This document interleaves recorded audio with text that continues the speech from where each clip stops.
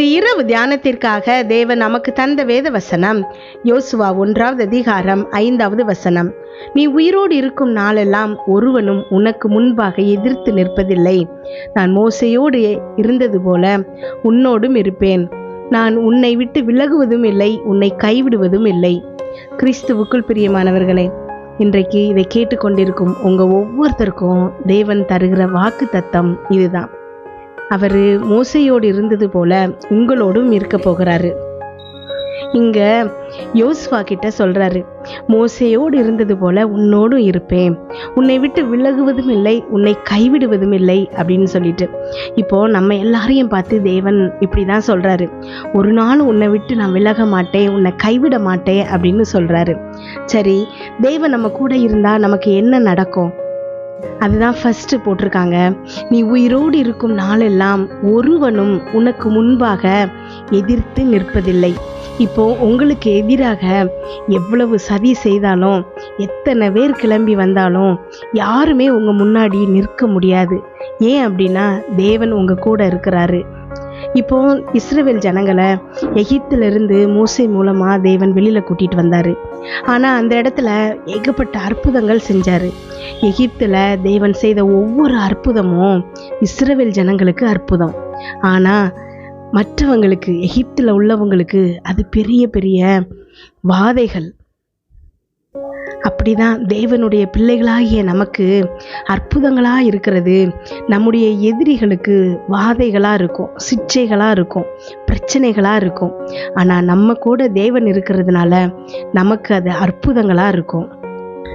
உங்க கூட தேவன் இருந்து செய்கிற அற்புதங்களை நீங்க பார்க்கும்போது உங்களுடைய இருதயம் நன்றியால துதிக்கணும்.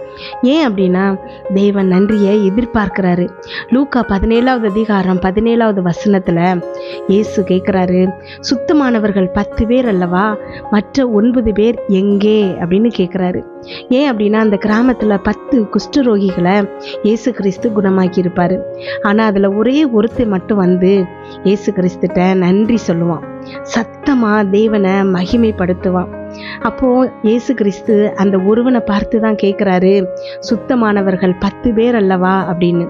அப்போ இயேசு கிறிஸ்து அங்க எதிர்பார்க்கிறாரு, 10 பேரும் வந்து தேவனை மகிமைப்படுத்தணும், அவர்கிட்ட வந்து நன்றி சொல்லணும் அப்படின்னு. ஆனா அந்த இடத்துல ஒரே ஒருத்தர் தான் திரும்பி வர்றாரு. நம்ம எந்த கட்சியில இருக்கோம்? அந்த 9 பேர் கட்சியில் இருக்குமா, இல்லை திரும்பி வந்து நன்றி சொன்ன அந்த ஒருத்தர் மாதிரி இருக்குமா அப்படிங்கிறத நம்ம சிந்தித்து பார்க்கணும். நம்ம நிறைய நேரம் பேசிடுறோம், இஸ்ரவேல் ஜனங்கள் ரொம்ப மோசமானவங்க, ஏன்னா எகிப்தில் அவ்வளோ அற்புதங்களை பார்த்த பிறகும் அவங்க மனசு திரும்ப திரும்ப பாவத்தை நோக்கி போச்சுது, முறுமுறுத்தாங்க, தேவனுக்கு எதிராக பாவம் செஞ்சாங்க, இந்த இடத்துல நம்ம இருந்திருந்தா நம்ம இப்படி செஞ்சிருக்க மாட்டோமே அப்படின்னு. ஆனால் நீங்கள் கொஞ்சம் யோசிச்சு பாருங்க, உங்கள் வாழ்க்கையில் தேவன் எவ்வளவு அற்புதங்களை செஞ்சுருக்கிறாரு, எத்தனை பிரச்சனைகளிலிருந்து உங்களை தப்பு வச்சிருக்கிறாரு, மரணம் வரைக்கும் போயும் உங்களை உயிரோடு இன்றைக்கு வச்சிட்ருக்காரு. அப்படின்னா இப்போ ஒரு பிரச்சனை வருது உங்களுக்கு, உடனே சரி தேவன் நம்ம கூட இருக்கிறாரு அப்படிங்கிற எண்ணம் வருதா? இல்லையே, பயப்படுறோம், கவலைப்படுறோம், துக்கப்படுறோம். இந்த நேரத்தில் எல்லாமே நாமளும் இஸ்ரவேல் ஜனங்கள் மாதிரி தானே இருக்கிறோம். தேவன் நம்ம கூட இருக்கிறாருங்கிற உணர்வு நமக்கு எப்பவுமே இருக்கணும். அவர் நம்ம கூட இருக்கும்போது எந்த மாதிரியான பிரச்சனைகளை பார்த்தோம் நம்ம பயப்படக்கூடாது. ஜெபிப்போமா. எங்கள் அன்பின் பரலோக தகப்பனே, இன்று முழுவதும் என்னையும் என் குடும்பத்தில் இருக்கிற ஒவ்வொருவரையும் பாதுகாத்தீங்கப்பா. உண்மை நன்றியோடு துதிக்கிறோம், ஸ்தோத்திரிக்கிறோம். இந்த இரவு வேளையில் எங்களுக்காக நீங்க தந்த வசனத்திற்கு நன்றியப்பா. எங்களோடு இருக்கீங்க, எங்ககிட்ட பேசுறீங்க ஏசப்பா. என்னோடு ஜெபித்து கொண்டிருக்கும் இந்த ஒவ்வொரு பிள்ளைகளும் இருதயத்தில் அப்பா என்னென்ன காரியங்களுக்காக இப்பொழுது ஜெபிக்கிறாங்களோ அதிலெல்லாம் அவர்களுக்கு ஒரு வெற்றியை கொடுங்கப்பா. அம்மேன். ஒத்தாசை வரும் பர்வதமாகிய உம்மை நோக்கி தன்னுடைய மன்றாட்டுகளை வைக்கிறாங்கப்பா. கமெண்டில் ஜெபிக்க சொல்லியிருக்கிற ஒவ்வொரு பிள்ளைகளுக்கும் அப்பா நீங்க அந்த காரியங்களை வெற்றியாய் முடிக்கிறமைக்காய் நன்றி ஏசப்பா. மகன் மகளின் திருமணத்திற்காக, வேலைக்காக, கணவன் மீண்டும் வர வேண்டும் அப்படிங்கிறதுக்காக, குடும்ப பிரச்சனைகளுக்காக, நோய் சுகமாகணுங்கிறதுக்காக, வேலை பார்க்குற இடத்துல சமாதானமாக இருக்கணுங்கிறதுக்காக அப்பா எத்தனையோ காரணங்கள்னால உங்களுடைய பிள்ளைகள் அப்பா ப்ரேயர் ரிக்வஸ்ட் சென்ட் பண்ணியிருக்காங்கப்பா. ஒவ்வொரு பிள்ளைகளையும் இப்பொழுது பேர் பேராய் ஆசீர்வதிங்கப்பா. அவங்க என்னென்ன காரியங்களை அங்கே போட்டிருக்காங்களோ அதில் எல்லாம் அவர்களுக்கு ஒரு வெற்றியை கொடுங்கப்பா. ஒருமனப்பட்டு நாங்கள் இப்பொழுது ஜெபிக்கும் போதே அந்த பிள்ளைகளுக்கு அற்புதம் நிகழட்டும்ப்பா. உம்மை நோக்கி வந்த ஒருவரை கூட நீங்கள் திரும்ப வெறுமையாய் அனுப்பலப்பா. அம்மேன். இப்பொழுதும் முழு நம்பிக்கையாய் அப்பா உண்மை மாத்திரம் நம்பி உங்ககிட்ட கேட்டிருக்கிற இந்த ஒவ்வொரு ப்ரேயர் ரிக்வெஸ்ட்டுக்கும் நீங்கள் பதில் சொல்கிறமைக்காய் நன்றி ஏசப்பா. நீங்கள் அவங்களுக்கு கொடுத்த வாக்கு தத்தங்கள் அவங்க வாழ்க்கையில் ஆம் என்றும் ஆமேன் என்றும் இருக்கிறமைக்காய் நன்றி ஏசப்பா. அப்பா இன்றைக்கு இந்த வசனம் மூலமாக எங்கள் ஒவ்வொருத்தர்கிட்டையும் நீங்கள் பேசியிருக்கீங்கப்பா. ஒவ்வொரு பிள்ளைகளின் இருதயத்திலையும் அப்பா இது ஆணித்தரமாக இந்த நம்பிக்கை பதியணும்ப்பா. இன்றைய வாக்கு தத்தம் அவங்க இருதயத்தில் அப்பா எப்பொழுதும் எழுதப்பட்டிருக்கணும்பா. அம்மேன். உன்னை விட்டு விலகுவதும் இல்லை, உன்னை கைவிடுவதும் இல்லை, மோசே கூட இருந்தது போல உன்னோடும் இருப்பேன்னு சொல்லியிருக்கீங்கப்பா. அம்மேன். நீங்கள் எங்கள் கூட இருக்கும்போது எங்கள் முன்னாடி எந்த எதிரியும் நிற்க முடியாதுப்பா.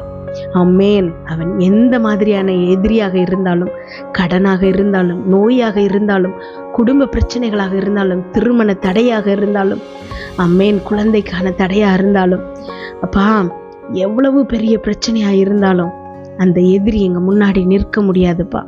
ஏன் அப்படின்னா அது எல்லாத்தையும் விட பெரிய தேவன் எங்கள் கூட இருக்கீங்கப்பா.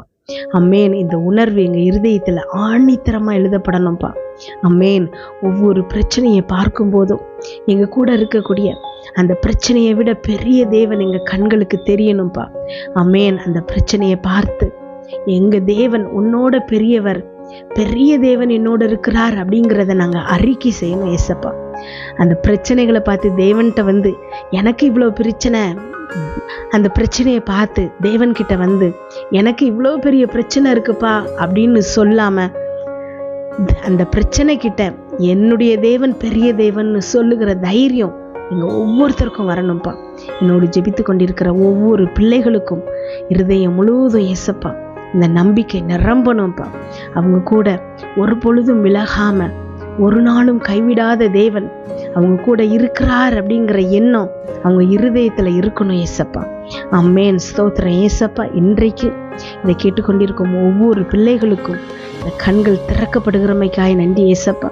அவங்க கூட இருக்கிற மாபெரிய தேவன் அவங்க கண்களுக்கு புலப்படுகிறமைக்காய் நன்றி ஏசப்பா. அம்மேன். அவங்களோடு நீங்கள் இருந்து செய்யக்கூடிய காரியங்கள் பயங்கரமாக இருக்கும்னு சொல்லியிருக்கீங்கப்பா. அவங்க முன்பு எந்த எதிரியும் நிற்க முடியாதுன்னு சொல்லியிருக்கீங்கப்பா. அதற்காக நன்றி அப்பா. இந்த இரவு இந்த பிள்ளைகள் தூங்கும்போது சுகமான உறக்கத்தை கொடுங்க, நல்ல சொப்பனங்களை கொடுங்கப்பா. வீட்டை சுற்றும் இரத்தத்தை தெளிக்கிறோம். அதிலிருந்து புறப்படுகிற வல்லமை எல்லா தீங்கு, பொல்லாப்பு, பொறாமை, எரிச்சை, கெட்ட ஆவிகள், பில்லி, சூனிய, மந்திரம், பாவம், சாபம், நோய், விபத்து எல்லா விஷயத்திலிருந்து எங்களை விலக்கி பாதுகாப்பதாக. நாளை காலை எழுந்திருக்கும் போது புதிய கிருபையால் எங்களை தாங்குங்கப்பா. இதை கேட்டுக்கொண்டிருக்கும் ஒவ்வொரு பிள்ளைகளின் இருதயத்தையும் உங்களுடைய கிருபையினாலும் சமாதானத்தினாலும் நிரப்புங்கப்பா. இயேசு கிறிஸ்துவின் மூலம் ஜெபம் கேளும் நல்ல பிதாவே. ஆமென்.